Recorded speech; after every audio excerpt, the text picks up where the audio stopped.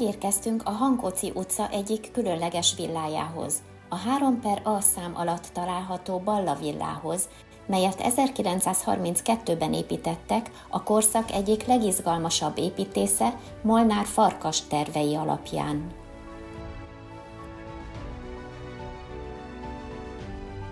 A megrendelő Balla Siegfried Frigyes, a kereskedelmi és iparcsarnok főtitkára volt, egyben a modern művészetek elkötelezett pártolója. Balláék nem csupán házat szerettek volna, hanem egy korszerű otthont, amely a legmodernebb építészeti irányokat is tükrözi. Ezért választották Molnár Farkast, a Bauhaus egyik hazai úttörőjét, aki épp akkoriban nyitotta meg saját irodáját. Molnár szakmai kapcsolatban állt Fischer Józseffel, a Bauhaus irányzat egyik legfontosabb magyarországi képviselőjével is.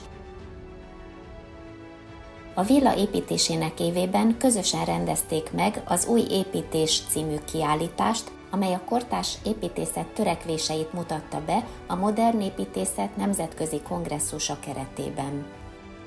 A villa belső terének kialakítását részben maga Molnár, részben Kozma Lajos tervezte. Ez utóbbi a 20. század első felének egyik legsokoldalúbb alkotója volt. Építészként, belső építészként, iparművészként, grafikusként, bútortervezőként és egyetemi oktatóként is maradandót alkotott.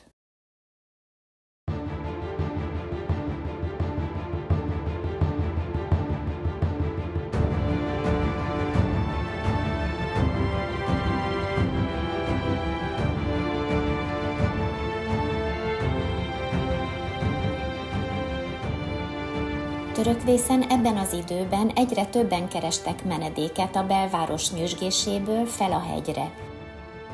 Így alakult ki a ma is ismert telekosztás a Lejtős telken. A villa szögletes formái, lapos tetős teraszai és üvegfelületei mind a modern építészet emblematikus jegyei. Vázas szerkezetének köszönhetően a belső tér szabadon alakítható volt. A földszinten egyetlen nagy közösségi tér kapott helyet, ahol az U alakban elhelyezett ablaksoron át a Svábhegy teljes panorámája élvezhetővé vált.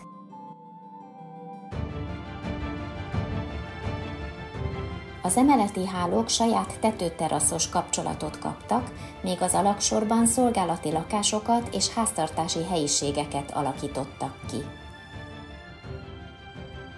Ornamentika nem volt, csak a fehér, letisztult homlokzat és a célszerűség szépsége.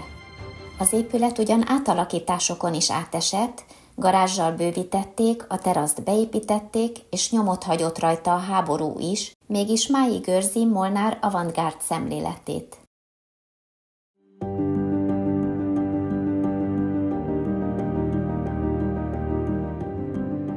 A ház későbbi lakói között olyan nevek is szerepelnek, mint dr. Offner Alfred vegyészmérnök, vagy egy olasz család, akik közel 3 évtizeden át laktak az épületben. Ma a villa a modern magyar építészet egyik jeles műemléke. Jelenlegi tulajdonosai pedig igyekeznek ezt a szellemi örökséget méltó módon továbbvinni.